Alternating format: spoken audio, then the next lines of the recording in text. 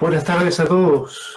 Gracias por venir a este tercer encuentro marista de una serie que iniciamos el pasado 24 de junio con la presencia de Rodrigo Jordán, quien nos compartió sus ideas y experiencia para lograr generar liderazgos efectivos en equipo.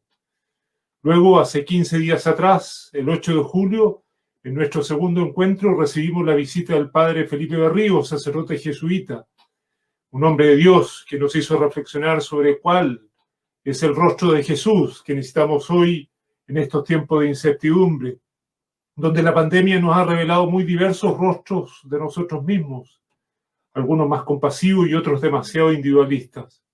Fue una conversación muy sincera que caló profundamente en nuestros corazones y nos dejó un mensaje de esperanza y un llamado a regalarnos a los demás. Y seguimos caminando. Ya estamos en el tercer encuentro de esta serie de encuentros virtuales.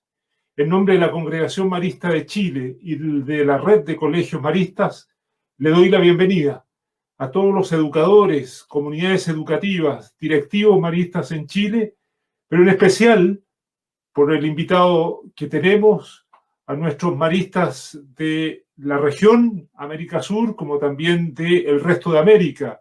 Hay maristas de Ecuador, de Colombia, de Paraguay, de Argentina, de Brasil, de Bolivia, de Uruguay, de México, de España, de Perú y de Cuba, que en este minuto están conectados. Bienvenidos a este tercer encuentro, quien nos acompaña un muy, pero muy querido hermano marista, que también ha sido superior general y ha tenido importantes responsabilidades en la animación del Instituto Marista. Nos acompaña desde Roma y le agradecemos además porque es muy tarde allá, nuestro hermano Emili Turú. El hermano Emili nos invita hoy a responder juntos la pregunta: ¿cómo alimentar nuestra espiritualidad en tiempos de pandemia? Me voy a permitir leer una breve reseña biográfica del hermano, pero lo más seguro es que no lograré hacer justicia a la luminosa y trascendente presencia que he tenido como guía de la comunidad marista a nivel global. El hermano Emili Turú nació en Barcelona en enero de 1955 en España, realizó el noviciado marista en Santa María de las Avellanas, hizo sus primeros votos en 1975 y los votos perpetuos en 1982. Sabemos todos que el 21º capítulo general fue nombrado superior general de nuestra congregación, servicio que asumió entre el año 2009 y 2017. Actualmente, el hermano Emili Turú es secretario general de la Unión de Superiores Generales y coordinador de Fe y Praxis, organismo que acompaña y da formación a los superiores generales y a los consejos generales de otras congregaciones religiosas a nivel mundial. Por cierto, estas son algunas y solo algunas pinceladas de la biografía de nuestro querido hermano Emili. Pero hoy, teniéndolo entre nosotros como marista laico, lo que más quiero hacer es agradecerle profundamente y desde el corazón la entrega comunitaria y la fidelidad carismática con lo que nos ha contagiado a todos durante muchos años. Sin más preámbulo, dejo con ustedes al hermano Emili Turú. Hola, buenas tardes. Un cordial saludo para todos ustedes. Sé que están conectados desde diversos países, pero de manera particular quiero saludar a los chilenos y a las chilenas, que son los que me invitaron a compartir este momento. Y quiero subrayar de manera particular este saludo a Chile, porque sé que han pasado por situaciones muy duras y difíciles, y sé también que las han sabido transformar en oportunidades. Saben que asumir la realidad, especialmente cuando no nos gusta o es difícil de asimilar, es el primer paso para transformarla. Y creo que ustedes han sido capaces de hacerlo y sé que están en ello, ¿no? Entonces, gracias, muchas gracias por su valentía y por su compromiso. Y aquí estamos también ahora mismo en mitad de otra crisis que nos llegó de manera inesperada, silenciosa, pilló desprevenidos a todo el mundo y nos preguntamos cómo respondemos, con qué recursos contamos, ¿no? Entonces también aquí, y esto será válido pues para todos los educadores y educadoras maristas del mundo, pues una felicitación por su compromiso, por la creatividad para responder de manera adecuada. Entonces yo, para compartir con ustedes mi reflexión, me voy a servir de 3 palabras. Al mismo tiempo haré también alusión a algunos textos que yo se los voy a dejar. De alguna manera después les indicarán dónde los pueden encontrar, cómo los pueden descargar esos documentos. Son documentos que me han parecido que les podían ser útiles, que les podían ayudar en lo que están viviendo y por tanto ahí los podrán encontrar. Dice, ¿cómo alimentar nuestra espiritualidad? Entonces yo para empezar con un tono de espiritualidad, si les parece, les invitaría a hacer juntos un minuto de silencio, un momento de silencio. A que cada uno, cada una, allí donde está, pues haga silencio en su corazón y un ejercicio pequeño simplemente de presencia, de hacerme consciente de que estoy aquí y ahora en la presencia de aquel que es presencia. El Señor es presencia. En Él vivimos, nos movemos y existimos. Entonces, si les parece, podemos, si quieren, cerrar los ojos un momento, hacemos ese silencio, quizás nos ayude a este ejercicio de presencia, simplemente hacernos conscientes de nuestra propia respiración, qué es lo que estamos haciendo aquí y ahora.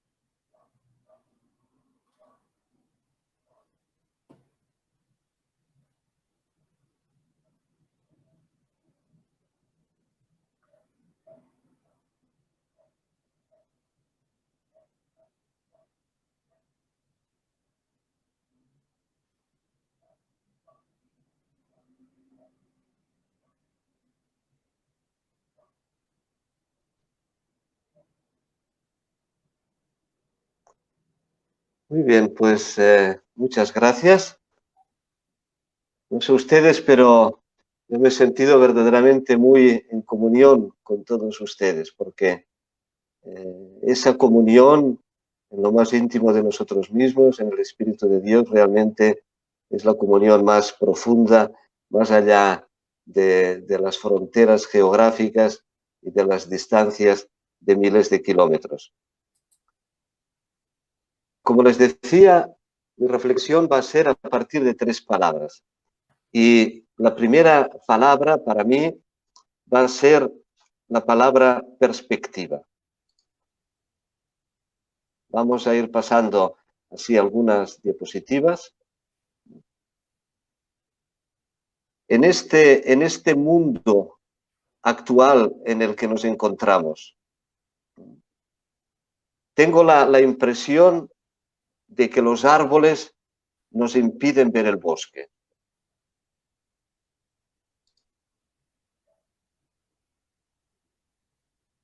Esta es una frase que ustedes conocen bien, Los árboles nos impiden ver el bosque. Y la intensidad del momento presente, donde vivimos emociones como las que están ahí descritas, hemos pasado miedo, la ansiedad, tristeza, a veces duelo por personas que hemos perdido, desconcierto, pues son muy intensas y esas nos pueden bloquear la visión de conjunto.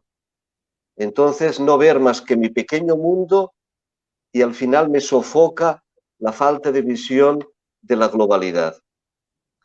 Quizás siguiendo con esa metáfora del bosque y de los árboles, pudiéramos decir que la pandemia ha sido como un árbol que se nos vino encima, que no esperábamos, se llevó por delante a algunos de nosotros, hirió a algunos, cortó caminos, hizo caer otros árboles, pero al final es un árbol. ¿Qué pasa con el bosque? Pues si miramos el bosque en su conjunto, nos damos cuenta de que lo que ha hecho ese árbol no ha sido más que poner de relieve el estado global de todo el bosque. Y lo que estamos viviendo realmente como sociedad en todo el mundo, sin excepción, es lo que está escrito ahí con letras rojas. El final de una era, un cambio de civilización. Seguramente se lo han escuchado al Papa más de una vez, que decía, no es una época de cambios, es un cambio de época. Y al final hasta lo hemos hecho una frase nuestra.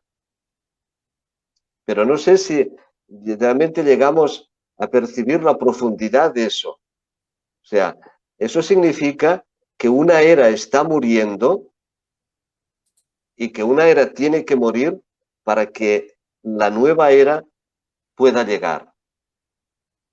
Y siempre el COVID no ha hecho más que acentuar eso, esos rasgos. Y la historia nos dice que, porque eso ha ocurrido otras veces, un cambio de era, ¿no? Que en los momentos estos de final de era, pues es un tiempo de decadencia, un tiempo caótico, lleno de incertidumbre, pues exactamente como este 2020 en el que nos encontramos. Si miramos las noticias, pues encontramos violencia, encontramos corrupción, líderes por todas partes políticos incapaces, fake news, las noticias que nos engañan, polarización extrema en las sociedades, gente descontenta, racismo, destrucción del planeta, la distancia ricos-pobres cada vez mayor, signos de una civilización, de una era que no da más de sí, que se está muriendo. Y para que nazca una nueva civilización, tiene que morir la anterior.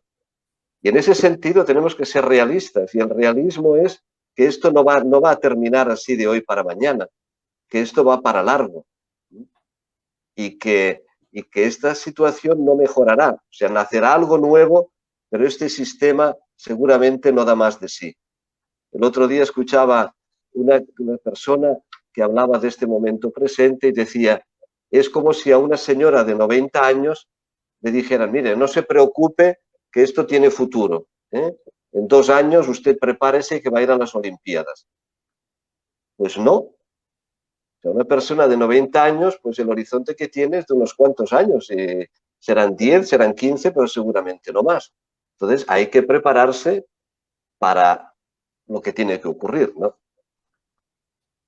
Entonces, este es lo que estamos viviendo, un final de era, un cambio de civilización. Y como decía, agudizado por esa circunstancia. Entonces, esta visión de conjunto debiera ayudarnos a ser conscientes de lo que estamos viviendo. Justamente para entregarnos con mayor motivo, con mayor motivación a nuestra propia vocación, que es la de ser pioneros, la de empujar a la aurora para que nazca. Y en eso estamos todos. Uno de los documentos que les voy a dejar ahí disponibles es una reflexión de un sacerdote, un filósofo eslovaco, que se llama Thomas Halík, y se titula El signo de las iglesias vacías. Es interesantísimo, se lo recomiendo. Y él habla de que como lo ha dicho el Papa también repetidamente, este es un momento oportuno para ir más adentro, buscar una nueva identidad para el cristianismo en un mundo que cambia radicalmente ante nuestros ojos. Una oportunidad, el signo de las iglesias vacías. La tesis al final de Thomas Halleck es que ese signo de las iglesias vacías es el signo también de una época que se cierra en la Iglesia Católica. Y que las iglesias se vacían, quizás otras cosas tienen que nacer y tenemos que ayudarlas a nacer de otra manera. En ese sentido, las escuelas católicas son un lugar privilegiado de evangelización. En tantísimos países, ciertamente de Europa, el único contacto que tienen la mayoría de niños y jóvenes con la Iglesia Católica es a través de la escuela. No hay otro. Entonces, un lugar privilegiado. Y este es un momento oportuno. Y también sabemos, porque la historia sí nos lo dice, que en estos momentos de decadencia, estos momentos en que es el final de una era y nace otra, es un momento en el que florecen las personas generosas. Recordemos el nacimiento de los maristas. Es en plena Revolución Francesa. Es un cambio fundamental que ha marcado la historia humana. Todos los signos parecía que la vida religiosa iba a desaparecer, porque se redujo más del 90%. Y de repente empiezan fundaciones, entre otras la nuestra, y nadie sabía por qué. Bueno, pues el Espíritu Santo sabía por qué, ¿no? Entonces, en periodos como estos florece la generosidad y nosotros estamos invitados a participar de ello, ¿no? En nuestro capítulo general, que es la imagen con la que empezamos, se habla de ser faros de esperanza. De ser faros de esperanza. Y una de las frases que dice allí, dice, transfórmanos Jesús. Entonces pone distintas peticiones. Y uno dice, para que nosotros podamos ser el rostro y las manos de tu tierna misericordia.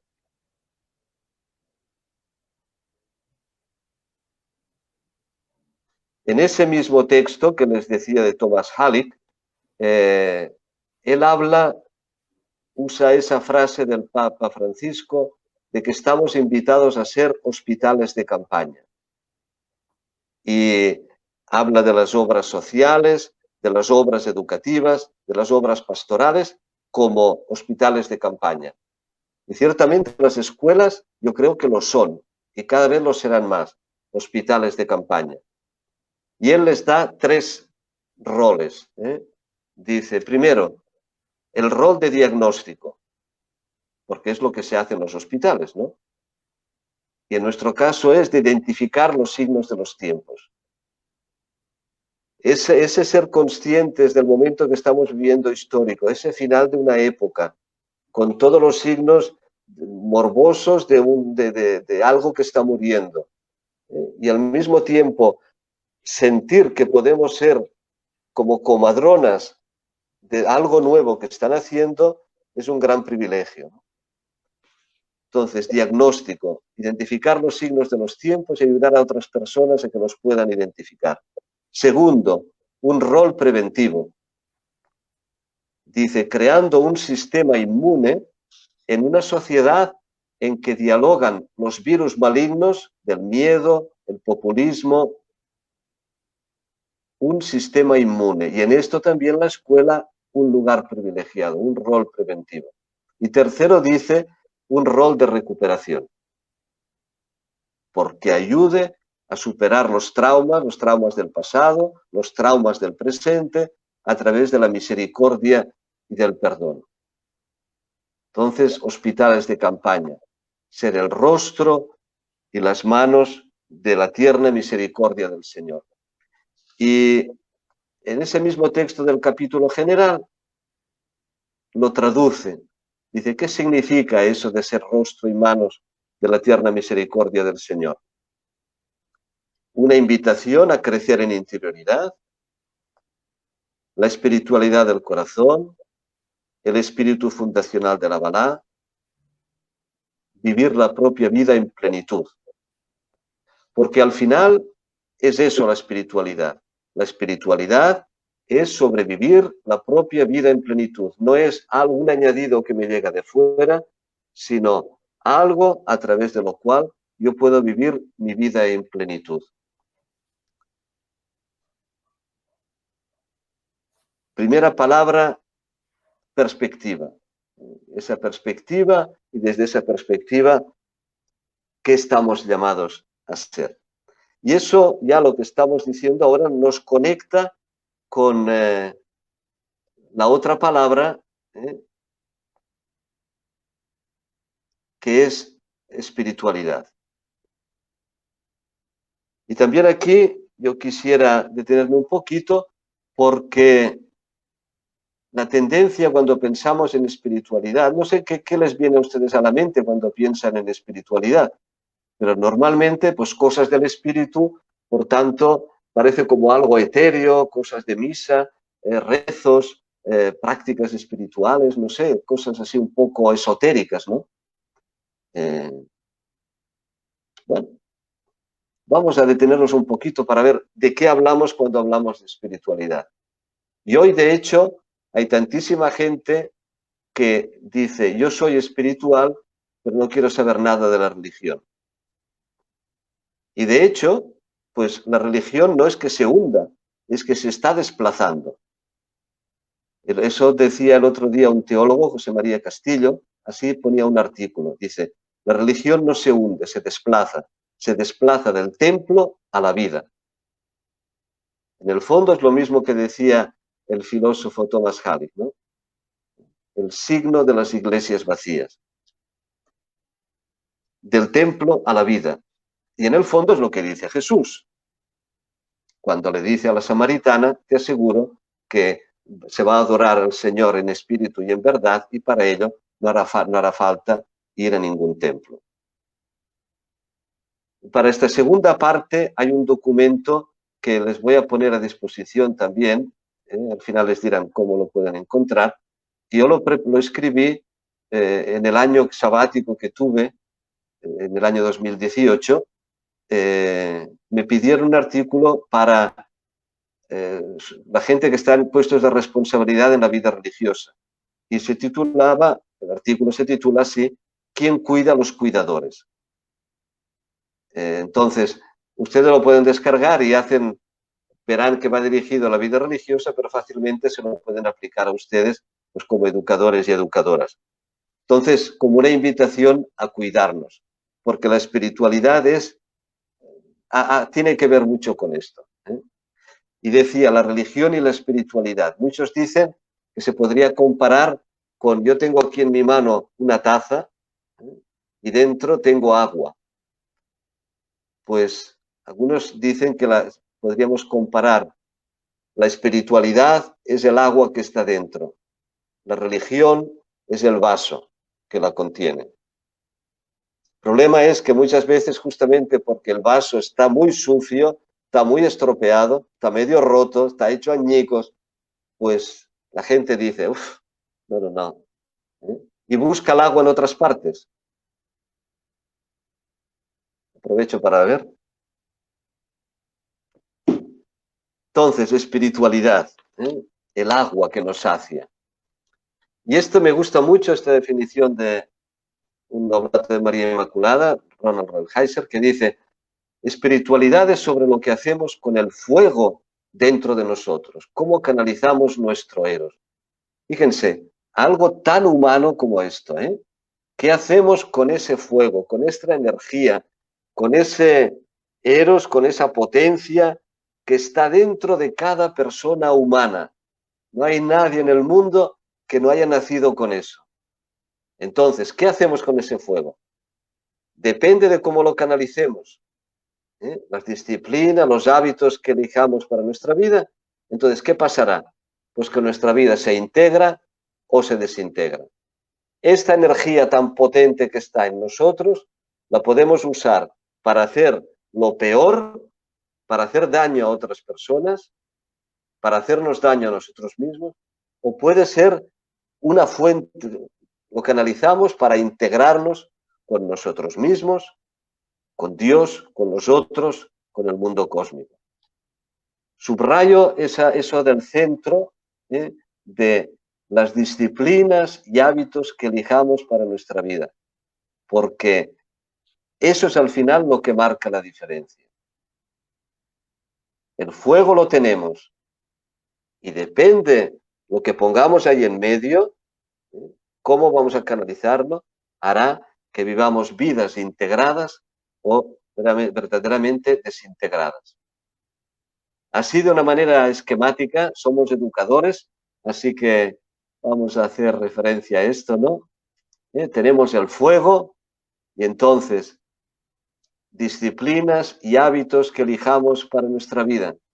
Si son positivos, pues pensemos en Madre Teresa de Calcuta. Era evidente el fuego, la energía que tenía esa persona dentro. Entonces, construyó su vida con disciplinas y con hábitos que lo que hicieron pues fue integrar su propia vida consigo mismo, con Dios, con los otros e incluso con el cosmos. En cambio, pues seguramente conocemos historias tristes de personas que toda esa energía que tenían dentro ha sido pues para desintegrarse, al final se han hecho daño a sí mismas. Recuerdo una meditación de Thomas Merton, el famoso místico de Estados Unidos, en el que empezaba diciendo: me encontré esta mañana con una persona ebria que iba vomitando después de toda una noche pasada así de borrachera, ¿no? Y dice, él no lo sabía, pero en el fondo estaba buscando a Dios. Es decir, esa persona con ese fuego interior, todos tenemos esa sed de comunión, de una comunión profunda y de identificación con los demás, con el cosmos, con Dios, con nosotros mismos, vivir de manera integrada. Pero a veces no sabemos encontrar el camino. Entonces nos lanzamos eso a través de la búsqueda del placer o de la droga o de alternativas, ¿no? Que lo que hacen es, desgraciadamente, desintegrarnos. Entonces, espiritualidad es sobre qué hacemos con nuestra vida. Y desgraciadamente, en nuestro entorno podemos comprobar pues que hace poquito en un libro me encontré con esos gráficos que me llamaron mucho la atención, ¿no? Porque habla de las distintas separaciones. La separación en la naturaleza humana, ¿no? Dice, hace unos 10.000 años la gente vivía conectada. Desde hace unos 500 empezó un proceso de separación. Y hoy estamos separados, ¿no? La separación entre la naturaleza y la persona. Eso es. Hoy estamos invitados a reconectarnos y eso lo podemos hacer a través de la espiritualidad con ese sentido, ¿no? ¿Qué medios ponemos ahí para que nuestra energía sea constructiva? La separación femenino-masculino. Lo mismo, desde un momento de conexión empieza a haber separación. Hoy está muy separado los perfiles, pero vemos que se empieza como una edad de regeneración, de reconectar. De manera que todo eso se integren en la propia persona, en la sociedad, el dentro y fuera. Una llamada a la interioridad, desde vivir bien conectados a la separación que crece, la separación profunda, hoy invitados de nuevo a vivir reconectados. Lo mismo lo podríamos decir del hemisferio izquierdo al hemisferio derecho, si quieren, la racionalidad y la parte artística, ¿no? Entonces, desgraciadamente, la racionalidad se ha impuesto por encima de todo. Hoy sabemos que necesitamos de los dos cerebros, de las dos partes del cerebro, como los dos lóbulos, como necesitamos los dos pulmones, ¿no? Entonces, nuestra era actual, estamos llamados a reconectar, a reconectar. Y la espiritualidad es sobre ello. Y quería decir una palabra, ¿no?, sobre esos, dice, disciplinas y hábitos que elegimos para nuestra vida. ¿Qué nos puede ayudar a nosotros a integrarnos? Y en un libro, ahí está tapado por el escudo, pero es The Holy Longing, es como es el anhelo santo. Y habla de 4 pilares no negociables de la vida espiritual. Les invito a pensar un momento. Si tuvieran que elegir 4 pilares no negociables de la vida espiritual, ¿qué les viene a la mente? ¿Qué piensan que podían ser esos 4 pilares? No digo que, simplemente que lo piensen, no que no escriban ni nada, pero piénsenlo.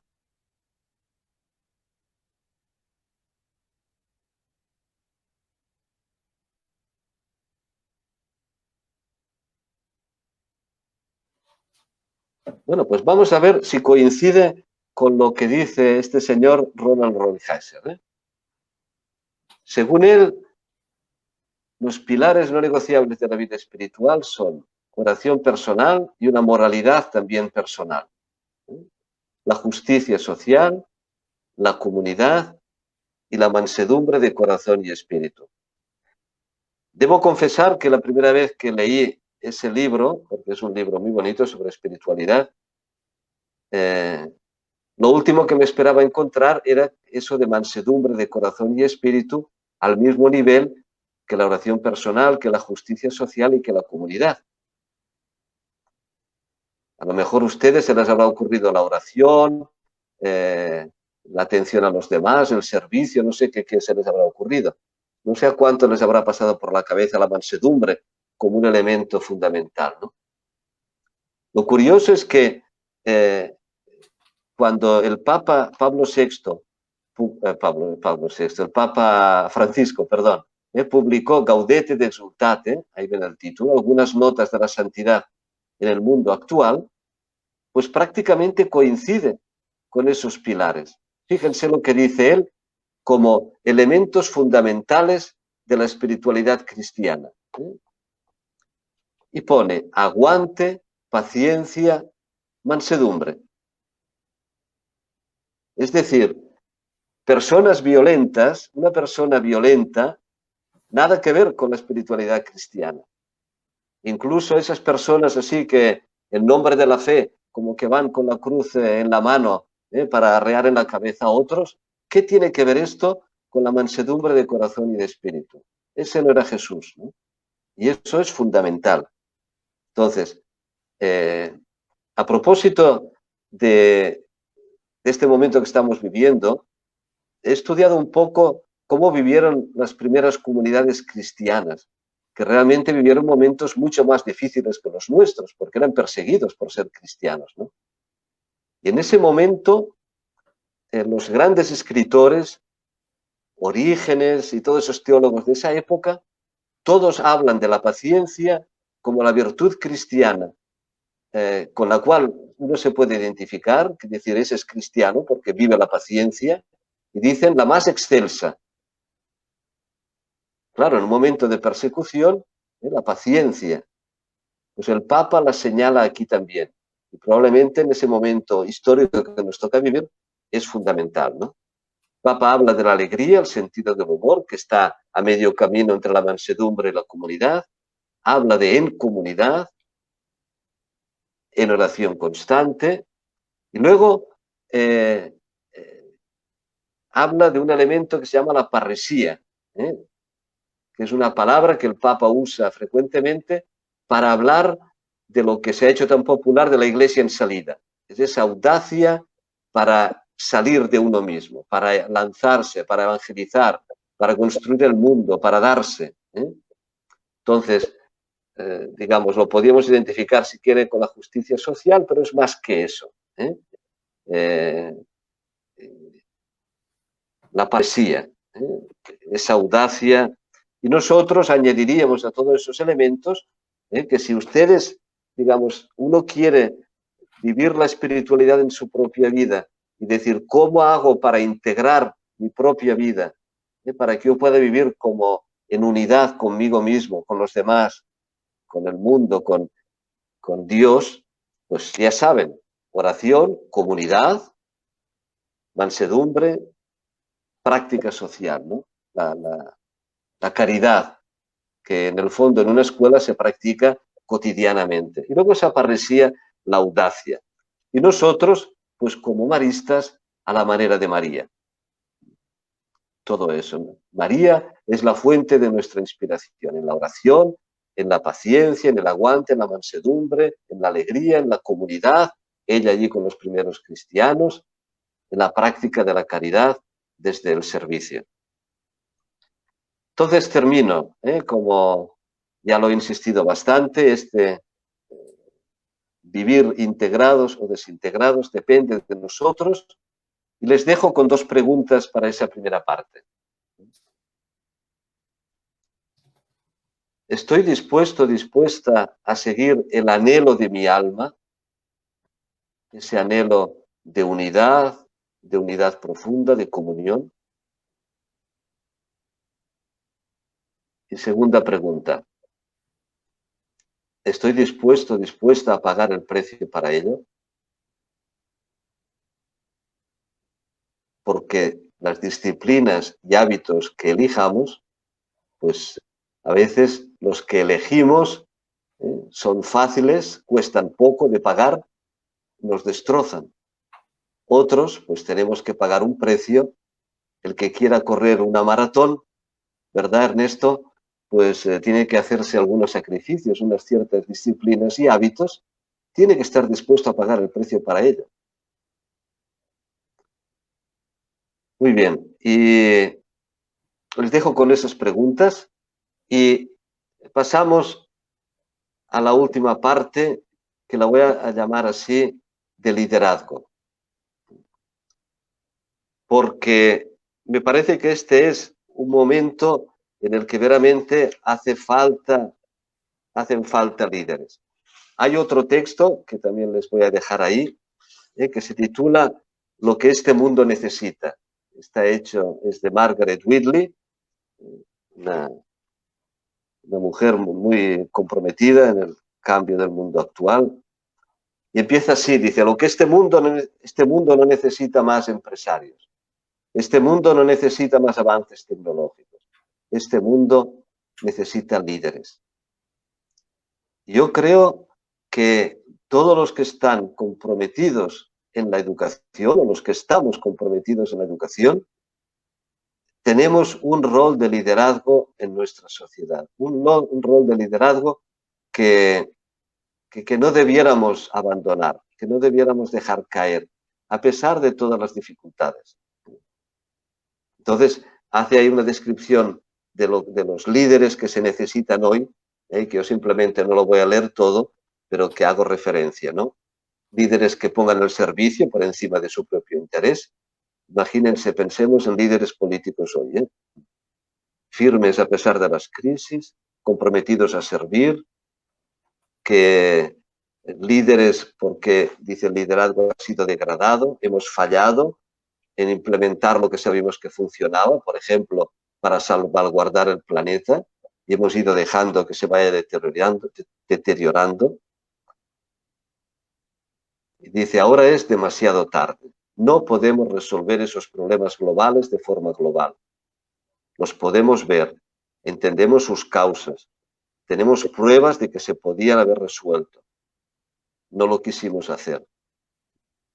Entonces es eso de, hay una enfermedad en este organismo y bueno, pues no le vamos a dar buenas noticias, pues porque la cosa no tiene pinta de que eso va a mejorar. Podemos hacer algo nuevo. Ahora dice, depende de nosotros. No como líderes globales, sino como líderes locales. Podemos ayudar a la gente a crear cambios positivos a nivel local que hagan la vida más fácil y sostenible, que creen posibilidades en medio del declive global. Utilicemos el poder y la influencia que tengamos, trabajando con los recursos que ya están disponibles, movilizando a las personas que están con nosotros para que trabajen por aquello que de verdad les importa. Me gustó mucho esta fotografía, este eslogan, que ahí se lo atribuyen a June Jordan en un poema, pero en realidad verán que viene de otra palabra. Dice la traducción, ¿no?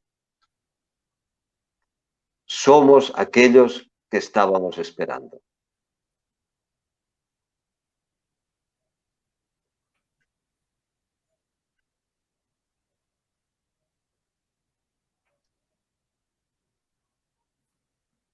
Lo que este mundo necesita, ya lo vimos,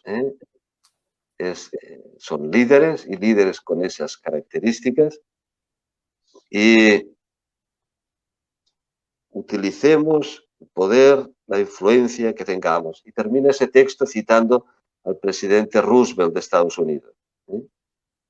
Haz lo que puedas con lo que tengas donde estés. Y eso será capaz de ayudar a la aurora a nacer.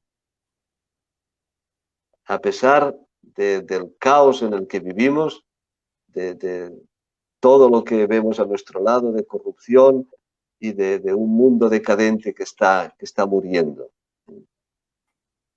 Líderes en el que uno a nivel local pueda comprometerse, como ustedes lo están haciendo, y como lo único que quiero hacer es entusiasmarles a hacerlo todavía más, ¿no? Con más ilusión, con renovada ilusión y con conciencia de que están aportando algo muy importante a nuestras sociedades de hoy.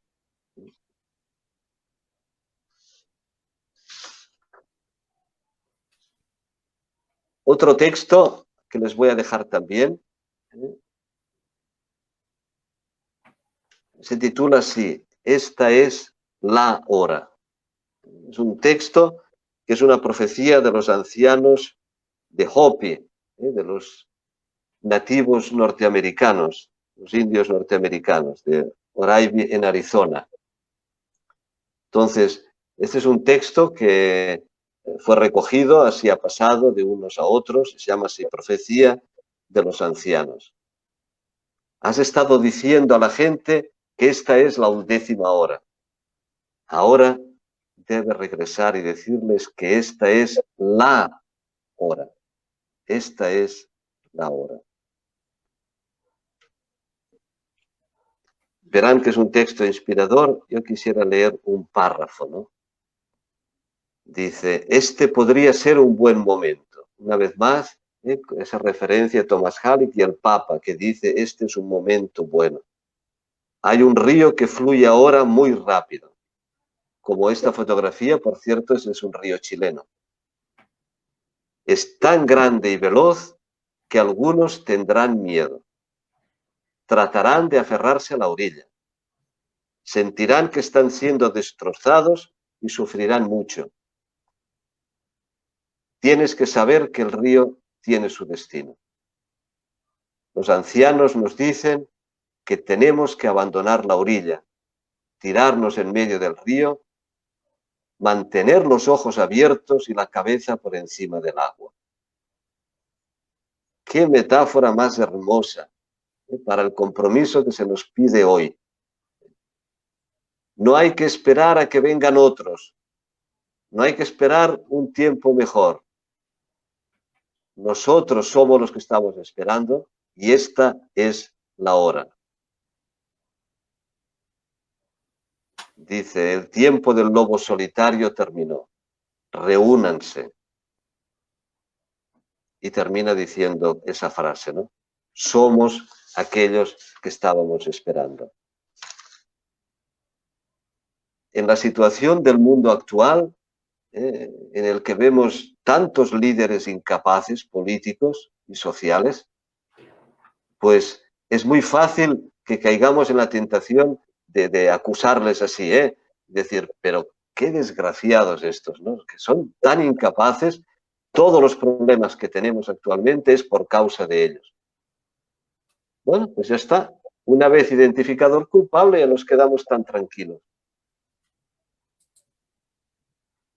Con eso nos perdemos la oportunidad de la pregunta más adecuada en ese momento. La pregunta no es por qué ellos hacen eso, sino la pregunta es ¿qué podemos hacer nosotros colectivamente? Por tanto, no esperar a líderes que vengan llovidos del cielo, no esperar a soluciones que vengan de fuera, somos los que estamos esperando. Es momento para recordar aquello de si no es ahora, ¿cuándo? Y si no somos nosotros, ¿quién?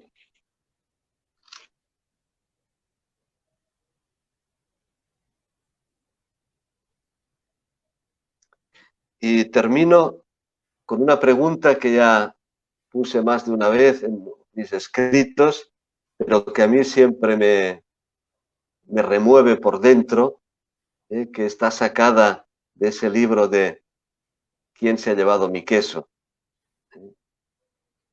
¿Qué harías si no tuvieras miedo? Frente a ese río caudaloso que está pasando, que tiene un destino y que nos está invitando a lanzarnos y a dejarnos llevar, pero con la cabeza afuera, conscientes de lo que está ocurriendo y desde luego sin ahogarse, ¿no? Muy bien, pues yo creo que con eso llegamos a menos 10 o así y tenemos un espacio, Ernesto, ¿verdad? Así es, de preguntas. Muchísimas gracias, hermano. Ha sido tremendamente iluminador, enriquecedor, profundo, con estos tres ejes que nos has presentado y con el contenido, que son respuestas muy asertivas de la situación que estamos viviendo hoy día, no solamente institucional, sino que especialmente hacia nuestros corazones. Hay muchos saludos, hermanos, de distintas partes del mundo.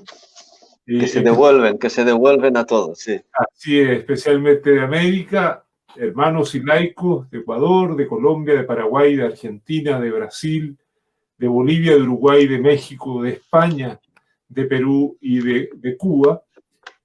Y bueno, nuestros educadores a lo largo y ancho de nuestro país. Vamos a ir a las preguntas porque hay muchísimas preguntas producto de tu reflexión. Desde Curicó, Juan Asenjo, Curicó, nuestra obra educativa más al sur que tenemos, hermano, en Chile. Los exalumnos de Chile... Por cierto, las visité todas, ¿eh? Ah, mira, muy bien.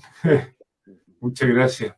Los exalumnos de Chile agradecemos en su persona todo lo entregado en nuestro país por los maristas. ¿Cuáles serían los elementos principales que debieran entregar los educadores en esta pandemia?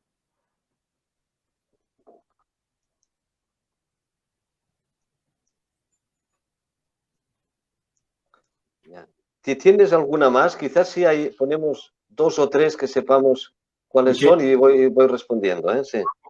Vamos a la siguiente también. Juan Pablo García, nuestro querido Juan Pablo desde Argentina. Muchas gracias, Ernesto y Emily. ¿Quién cuida a los cuidadores? Es una profunda pregunta que nos exige unir los esfuerzos de nuestra misión y vocación marista. Un abrazo fraterno desde Buenos Aires. Juan Pablo, desde Argentina. Y vamos a una tercera. Jesús Varas nos pregunta, usted nos habla del uso de nuestra energía, pero ¿qué hace el hombre cuando son las estructuras las que empujan y al final lo someten?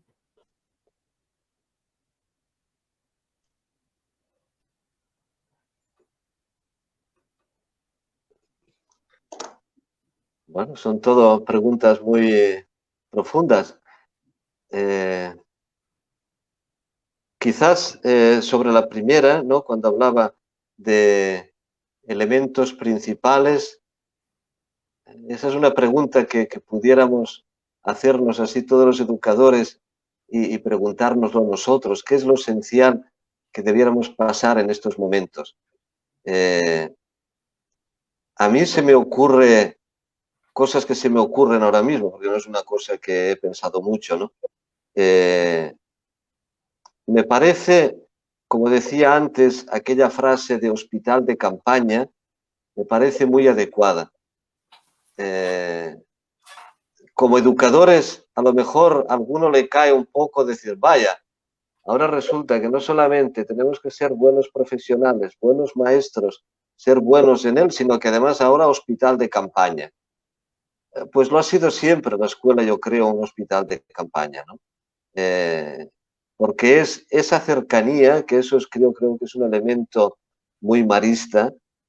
Yo creo que este es un momento en el que hace falta mucha curación, ¿eh? Es decir, el toque curativo que se hace con la cercanía, porque pues habrá personas que han sufrido en medio de esta pandemia o que están sufriendo. Yo la verdad es que estoy hablando, como hablo desde Italia, pues parece que estoy hablando en pasado, como porque aquí hemos pasado creo que lo peor, ¿no? Espero. Y ya estamos casi saliendo. Vamos a ver. Pero creo que ustedes están ahí en mitad de ello, ¿no? Entonces,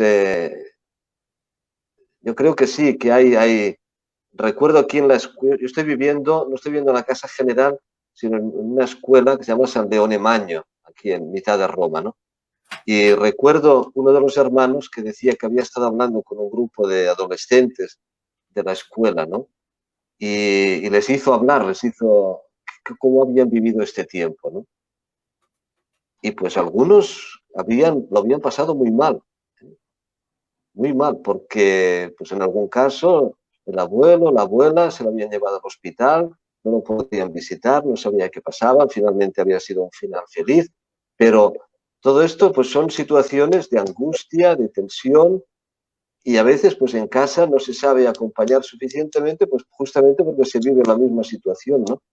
Entonces, si nosotros tuviéramos la serenidad, ¿no?, de aportar ese toque curativo, de la serenidad, de la escucha sobre todo, la escucha profunda, parece que es una manera de vivir, yo creo, la presencia marista de manera distinta, ¿eh? De manera distinta. Quizás ese sería el elemento principal que yo subrayaría.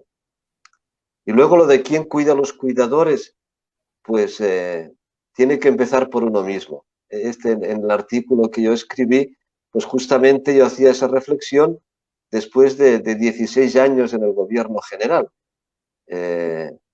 Y pues no siempre me cuidé a mí mismo, lo debo confesar, ¿eh? No siempre puse los medios para llevar una vida equilibrada y, y que no me hiciera daño. Es decir, que el estrés que vivía, porque todos vivimos en situaciones de estrés, de dificultad. Entonces, yo en ese artículo intento sugerir algunos medios que cada persona se puede dotar pues para cuidar de sí mismo, ¿no? Y justamente pues eso, los que estamos en hospitales de campaña, que es en situaciones de los médicos, por ejemplo, en este momento, están en una situación muchas veces límite, ¿no?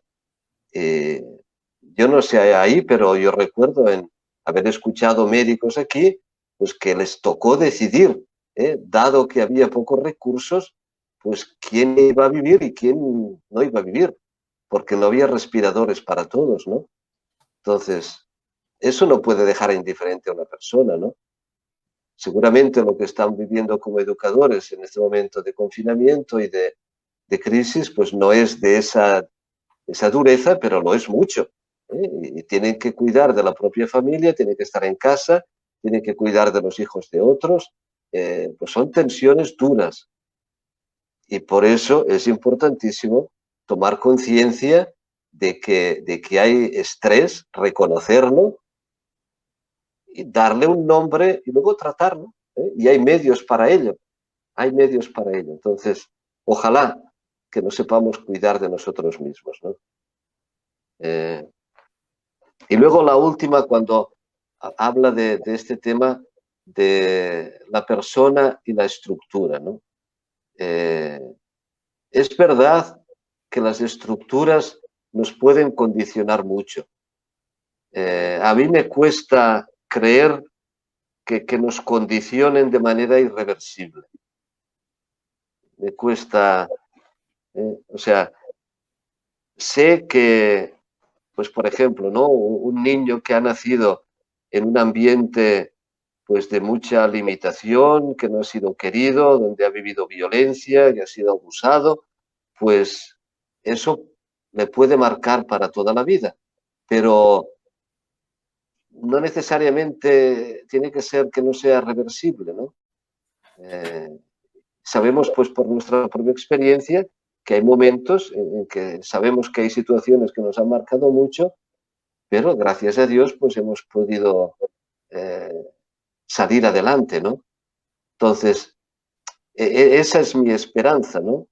Realmente, que a pesar de todas las limitaciones externas y luego las que nos damos nosotros mismos, pues que las personas tengamos la suficiente serenidad como para dotarnos de esos medios, de estas disciplinas y esos hábitos, pues que nos puedan hacer una persona integrada y unificada.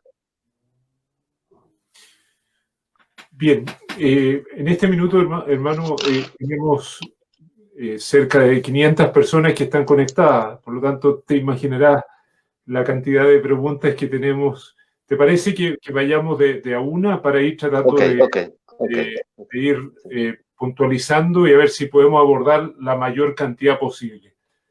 Vamos con la siguiente. Claudia Silva, educadora de Rancagua, un poquito más al sur de Santiago. Entonces, querido hermano, esta nueva canalización debiese también plasmarse en nuestras escuelas, donde lo pastoral y espiritual debiesen conectarse. ¿Cómo podemos lograr esta integración?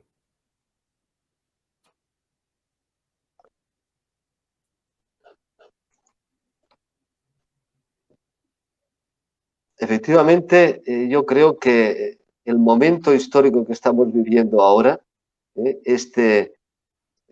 el siglo de las iglesias vacías, del que hablaba Tomás Halleck, eso debiera afectar nuestra pastoral. No sé si todos los países de esa área es esa realidad, pero me parece que Chile es una sociedad bastante secularizada y pues las historias de la iglesia desde hace estos últimos 10 o 15 años pues no han sido muy estimulantes para mucha gente de fe. Entonces, pues eso, hay muchas iglesias vacías. Pero como decía antes, la escuela es una oportunidad maravillosa. Recuerdo, pude participar en el sínodo sobre la nueva evangelización y un obispo de Nueva Zelanda en un momento se levantó para intervenir y dijo, yo no sé en muchos países de ustedes, pero dijo, en el mío, ciertamente, Nueva Zelanda, un país súper secularizado, dijo, la mayoría de jóvenes, el único contacto que puedan tener y que tienen con la Iglesia Católica es a través de la escuela. Entonces dijo, hay que hacer un esfuerzo para dotar a la escuela de los mejores recursos, preparar a las personas. Y entonces, yo creo que nos conviene ser conscientes de que también este momento histórico que vivimos de un final de una época, el nacimiento de otra, eso afecta también a la fe, afecta a las religiones, a todas las religiones. Sería rarísimo que todo está en un cambio permanente a nuestro alrededor, las religiones permanecen ahí estáticas como que no ha pasado nada. No, pues ya lo vemos, o sea, están siendo arrolladas por esta circunstancia. Y el signo de las iglesias vacías es exactamente el signo de que está emitiendo en una frecuencia que los receptores no tienen cómo sintonizar. O sea, usted está emitiendo en frecuencia modulada y mi receptor pues es de onda corta, entonces no hay comunicación. Eso es lo que está ocurriendo hoy en muchos lugares con el mensaje de la Iglesia y los receptores, que sencillamente no les interesa, no tiene nada de lo que se le ofrece que le dé ninguna respuesta. Entonces, quizás la religiosidad, la religión, no tenga atractivo para tantas personas, pero la espiritualidad sí, porque eso es innato de cada persona, es ese fuego, esa energía que tenemos dentro y que necesitamos canalizarla. Entonces, yo creo que hoy en nuestras escuelas, por ejemplo, la educación para la interioridad es fundamental, porque es abrir una puerta a esa dimensión que en el fondo es la más profunda, es ese ámbito donde nos encontramos con nosotros mismos y con el Señor. Entonces, eso solo se puede dar si abrimos la puerta, y nada ayuda en nuestras sociedades a un joven, ¿no? Pues andar todo el santo día con la música o con... O sea, si uno no hace jamás silencio, si nadie jamás le educó a escuchar el silencio, a escucharse a sí mismo, a tener un momento de tranquilidad, a hacer una pausa y evaluar el día. En fin, cosas simples son esos hábitos y disciplinas de los que te podemos dotar para ayudar a vivir. O sea, no para educar la cabeza de nuestros alumnos, sino para ayudarles a vivir de la mejor manera posible, ¿no? Y como decía, por ejemplo, la educación para la interioridad, yo creo que eso es una puerta formidable para la educación religiosa. Entonces, la formación religiosa intelectual va muy bien, eso está formidable, pero sobre todo diría abrir las puertas a la experiencia, crear las condiciones para que esa experiencia religiosa se pueda dar. Y un poco la línea interpelativa también de como siempre nos invita José María Castillo, la religión se está desplazando del templo a la vida, ¿no? Como cada vez responder al sí de la vida y a las llamadas que nos provoca. Vamos a otra pregunta. Regina, también de Rancagua. ¿Cómo formar líderes entre jóvenes que se sienten defraudados, decepcionados de una iglesia dolida que se ha equivocado?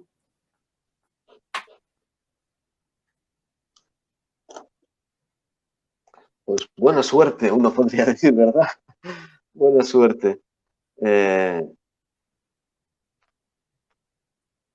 Yo creo que ese liderazgo, en primer lugar, lo tenemos que asumir nosotros, porque va a ser inútil que queramos formar en el liderazgo a otros si no lo ven en nosotros. Y yo creo que estos son elementos, como educadores sabemos bien, ¿no? Que los valores se proponen pero no se imponen. Y se transmiten por contagio. Pues los valores más fundamentales de nuestra vida nosotros los hemos aprendido por contagio, porque lo hemos visto hacer en casa y si pues aprendimos que mamá me decía pues da este dinero a esa persona pobre con todo el respeto del mundo, pues hemos aprendido a tratar con respeto a los pobres pues desde un gesto que vimos hacer a mamá o a papá, si aprendimos a orar, pues lo hicimos en casa, en fin, hay cosas que yo creo que son contagiosas y los valores del liderazgo yo creo que es importante que las aprendan desde un liderazgo positivo, ¿no? O sea, claro, en el contexto chileno y quizás de otras realidades, en el que la iglesia oficial o la iglesia, digamos, visible, porque la iglesia al final somos todos, ¿no? Pues la iglesia con rostro más visible, pues no hemos sabido dar el tipo de ejemplo que se tenía que haber dado, hemos escandalizado. Entonces, en ese contexto, pues lo que tenemos que hacer, como decía antes, es asumir esa realidad, esa historia que es parte de nosotros, asumirla no en el sentido de que la bendecimos, pero está ahí está ahí. Y para transformarla hay que asumirla, porque lo contrario de asumirla es negarla. Y negarla no se puede, no se puede. O sea, hay que aceptar la realidad como es, ¿no? Y desde esa realidad como es, pues hay que tirar adelante. O sea, y se trata de transformarla y no vivir de encima con un lastre pues que nos deje inmóviles, ¿no? Por mucho peso que pueda tener la Iglesia oficial en cualquier lugar del mundo, pues los cristianos somos personas bautizadas y no tenemos que pedir permiso a nadie para ejercer como cristianos. A mí me estaba viniendo ahora, estaba recordando, en ese año que estuve un año sabático, ¿no? Tuve al terminar de superior general, tuve un año y entonces tuve 4 o 5 meses en Estados Unidos en un programa. Y me encantó, uno de los días vino una señora,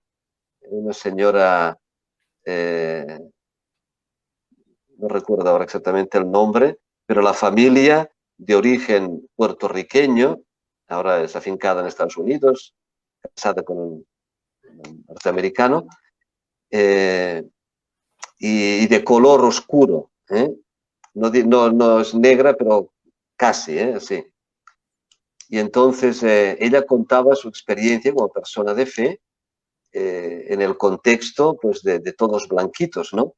Y en una sociedad que desgraciadamente, como hemos visto hace poco, pues el tema del racismo no es que esté superado. Entonces, decía, resulta que ella estudió teología y entonces le invitaron a dar clase de teología en esa escuela donde yo estaba, que era en San Antonio, Texas. Entonces iba a dar clase a futuros seminaristas, o sea, no seminaristas, a futuros sacerdotes, religiosos, etc. Entonces ella decía, yo, mujer, hispana, con este color de piel, ¿qué voy a hacer aquí en medio de esta gente? Entonces lo que hizo fue, fotocopió su partida de bautismo y la colgó en la pared. No colgó título de magisterio, título de licenciado en teología, nada, la del bautismo. Y dijo, esto es lo que me autoriza a estar aquí y hablar de Dios y hacer teología.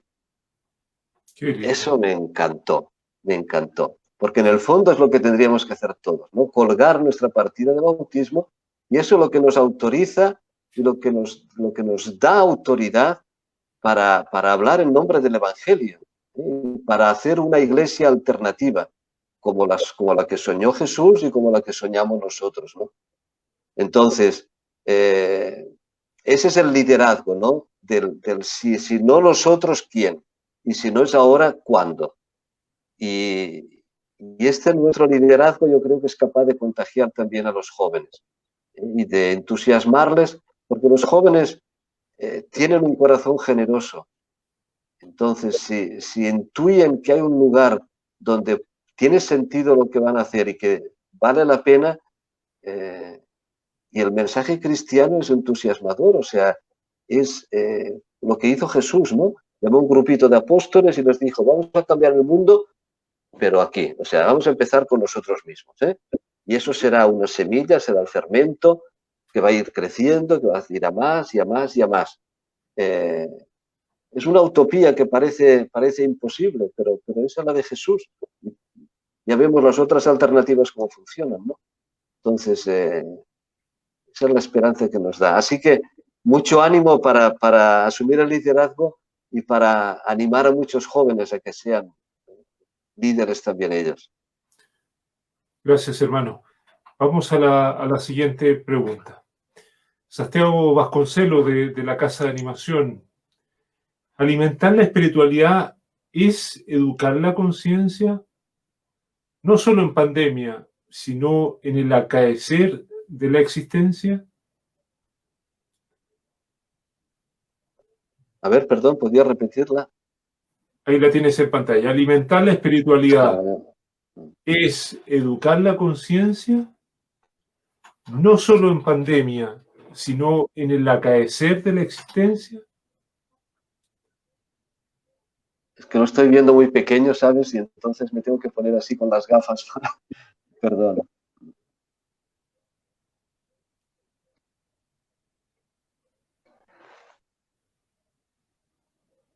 Me parece que no sé si la pregunta en realidad es ya una afirmación, ¿no? Dice alimentar la espiritualidad. ¿Cómo? Es casi una afirmación, pero Diría, ¿no? en tono de pregunta. Sí, alimentar la espiritualidad es educar la conciencia. Pues sin duda alguna, no sabría exactamente cómo hace la conexión. Lástima que no puedan hablar ahora en este momento, ¿no? Sí,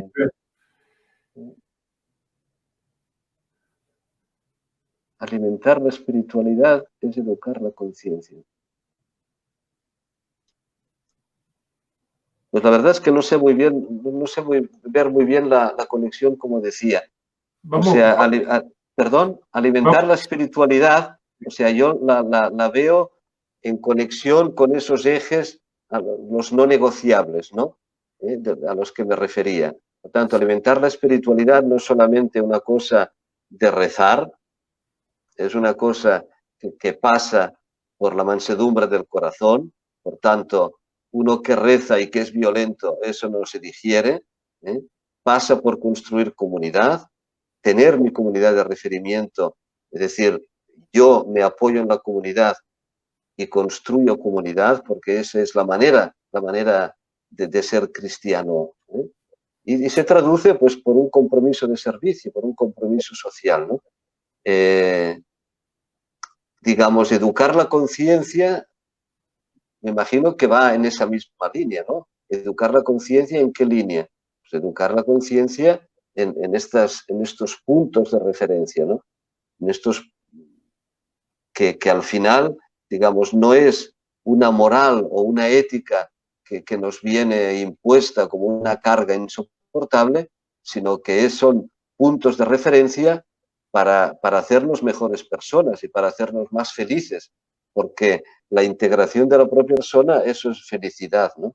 Entonces, esa es la conexión que sabría hacer, ¿eh? Siento no haberme podido explicar más en esa línea. Sí.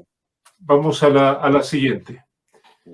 Bueno, está con nosotros también el hermano Alberto, quien es actualmente nuestro secretario ejecutivo de la región América Sur. Y te dice, Emily, hablas de un fuego interior. ¿Cómo tomar conciencia del mismo y no estar buscándolo generalmente afuera? Ya, el fuego lo tenemos, lo queramos o no, ¿eh? Es esa energía vital, ¿eh? que nos hace buscar la comunión con nosotros mismos, con los demás, a veces por los caminos equivocados, como decía. Entonces, ya está, no hay que buscarla en ninguna parte. El tema es eso, que cómo se canaliza. Y en ese libro en el que hacía referencia, que habla de esos 4 pilares, pues pone algunos ejemplos de personas que han integrado o que no han integrado, ¿no? Por ejemplo, como ejemplo ponía de integración era la Madre Teresa de Calcuta. Otro ejemplo que estaría a mitad camino pone a Lady Di, pues porque lo mismo, una persona con una energía interior, ahí habla del eros, ¿no? No erótica sexual, sino el eros como esa energía interior, ¿no? Entonces, una persona, evidentemente, eso, que incluso intentó canalizar a través de Madre Teresa, ¿eh? Sabemos que se encontró con Madre Teresa, que la fue a visitar algunas veces, pero al mismo tiempo, pues como hacemos la mayoría de nosotros, pues en lugar de canalizarla para el bien, pues la canalizó haciéndose daño a sí misma y haciendo daño a los demás, ¿no? Entonces, el tema es la canalización. Y luego, pues ahí pone el ejemplo, ahora mismo no recuerdo otra persona, que es una cantante de rock, pues que fue sexo, drogas, y murió joven. Entonces, esa persona claramente, ¿no? Incluso en sus canciones de rock, expresa esa energía vital, las ganas de vivir, las ganas de comunión, pero no encontró el camino. O sea, y no lo digo con un tono culpabilizador, no. O sea, lástima que no lo pudo hacer, nadie se lo enseñó, ¿no? En ese sentido, lo de educar la conciencia es importante, ¿no? En ese sentido de ayudar a encontrar los caminos que nos integren, y que nos hagan personas totales. Jesús dice, he venido para que tengan vida y la tengan en plenitud. O sea, no he venido a cargarnos con cosas insoportables que dices, Dios mío, todavía más normas. He venido para que tengan vida y en plenitud, o sea, que sean felices, íntegros, iban unidos, ¿no? La propia persona, integrada. Bien, nos va quedando bastante poco tiempo. Vamos a tener dos preguntas más, como por la generosidad, además de tus horas de descanso, que ya es tarde en Roma. Vamos con la siguiente pregunta. Saludos, hermano. Mil gracias por entusiasmarnos a seguir el anhelo de nuestra vida, pregunta Marta Eugenia Martínez. Cuando comentaste sobre las iglesias vacías como signo de una época que se cierra, ¿qué intuyes que puede ser lo nuevo para ser faros o para pasar a ser faros de luz, faros de esperanza? Seguramente Marta haciendo cosas como haces tú, que es de tomar la maleta y ponerse al servicio de la misión, allí donde sea. Para los que no la conocen, Marta es una misionera nata mexicana, entonces ha estado en diversos lugares del mundo, y bueno, pues desde hace unos años también al servicio de la misión, así, gentes donde sea, donde sea. Entonces, ¿qué intuyo? Antes hice referencia a ese sínodo de la nueva evangelización, ¿no? Muy interesante lo que percibí ahí, porque ¿por qué se hizo un sínodo sobre la nueva evangelización? Pues porque estaba clarísimo que lo que hay ahora no funciona. O sea, que se ofrecen cosas que no dan respuestas. Hoy mismo, o sea, ahora mismo, digamos, para incluso pensando en la mayoría de nosotros. ¿Para qué acudimos a las iglesias? ¿O para qué acudimos a las parroquias? Pues para sacramentos, que es lo que se dispensa. Pero si alguien necesita, digamos, encontrar algo, dice algo, yo quiero algo que me sacie esa sed interior que tengo. Pues desgraciadamente no se ofrece eso en muchos lugares, la mayoría diría yo, desgraciadamente. Entonces, pues lo voy a buscar en otras partes porque eso no se me ofrece ahí. Entonces, ser hospital de campaña, yo creo que incluye esos elementos que decíamos, ¿no? Que es de diagnóstico, que es ayudar a ver la realidad, a entenderla, a darle un nombre. Decíamos, una tarea preventiva, que es crear un sistema inmune en una sociedad y de recuperación. Entonces, a mí me parece que las comunidades cristianas ese es el rol que hoy pueden asumir, de hospital de campaña. Y acoger esa sed, por ejemplo, pues la sed de espiritualidad. La sed de espiritualidad que está en cada corazón humano, en cada corazón humano. Incluso el que dice pues que no cree en nada, pues no creerá en nada, pero en su corazón hay una sed de trascendencia, ¿no? Entonces, ¿cómo darle respuesta? Hay que ofrecer espacios, ¿no? Y el hospital de campaña pues significa que incluye también no solamente lo que hace Cáritas ahora mismo pues en tantos lugares del mundo, está aguantando familias. Es un hospital de campaña real que ayuda con cosas prácticas, pero también la espiritualidad. Decía decía una superiora general de la India que ella lo que constataba en la India, dice, la gente cuando quiere buenos servicios va a la Iglesia Católica. Tiene buenísimos hospitales, tiene buenísimas escuelas, tiene buenísimos servicios sociales, Cáritas, etc. Dice, pero cuando quiere algo de espiritualidad se van a los gurús hindúes. ¿Qué nos dice eso? Me gustaría escuchar tu respuesta, Marta. Lástima que estemos lejos y que no la puedas compartir. Un saludo. Bueno, vamos a la última pregunta, hermano, porque se nos agota el tiempo. Mauricio Guzmán, otro educador marista.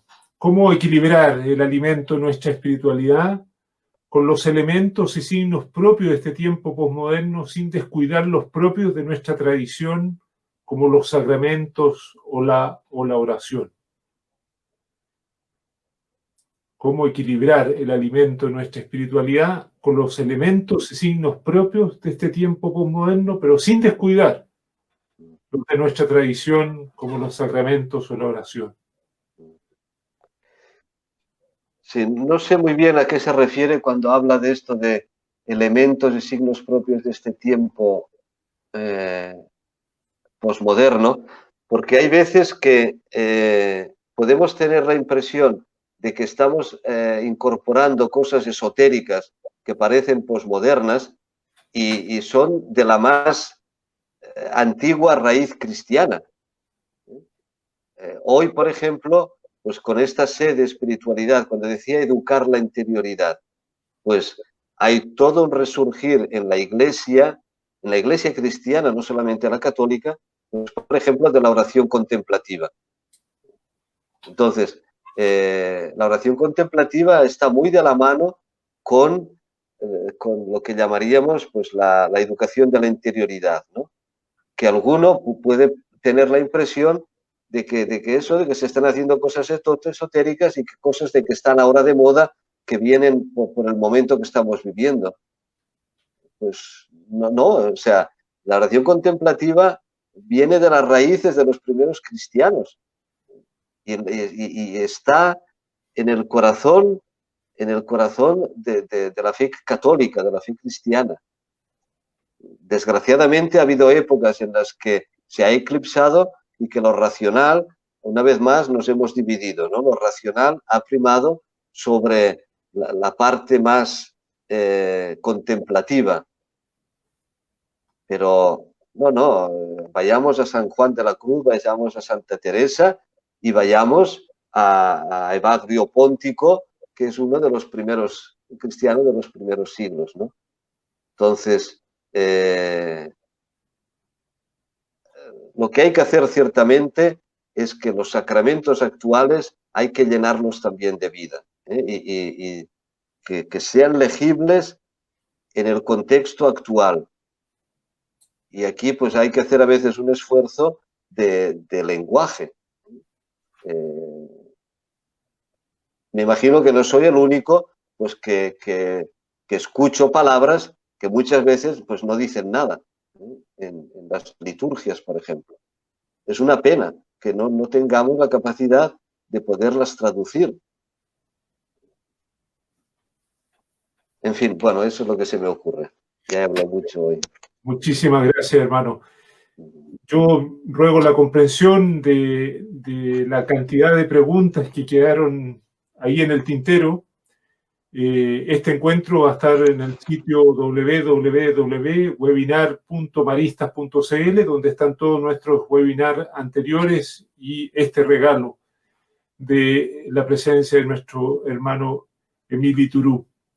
Quiero, hermano, agradecerte profundamente la presencia hoy de quienes hemos recibido este regalo de invitarnos a hacer luz de esperanza, guiándonos a pie firme por la huella de nuestro fundador, de San Marcelino, para nutrir nuestra espiritualidad carismática que nos desafía a servir cada día, especialmente en estos tiempos de emergencia, a regalarnos a quienes más nos necesitan y muy especialmente a nuestros niños, niñas y jóvenes y a sus familias que hoy atendemos y somos el Champañá de hoy. Te mando un aplauso a nombre de todos, un aplauso virtual. Yo se lo devuelvo a ustedes. Gracias por aguantarme, sí. Más de 500 aplausos están en este minuto enviándotelo, con los agradecimientos de todos quienes nos han distinguido con tu presencia, de la Congregación Marista de Chile y el mío muy especialmente, porque te considero un hermano muy cercano y por qué no decirlo amigo. En nombre de nuestra buena Madre María y de San Marcelino, nuestro fundador, despedimos este tercer encuentro marista en tiempos de coronavirus. Si gusta enviar un mensaje o una palabra al cierre. Pues ya dije muchas palabras, ¿eh? En cualquier caso, es animarles una vez más a la esperanza en este momento caótico en el que estamos viviendo y sobre todo al liderazgo, asumir la responsabilidad que sentimos con alegría y con mucha generosidad. Y gracias por las muchísimas personas que ya lo están haciendo. Muchas gracias. Gracias a ti y a todos. Les dejamos invitados a nuestro cuarto webinar en 2 semanas más, que a continuación les presentamos.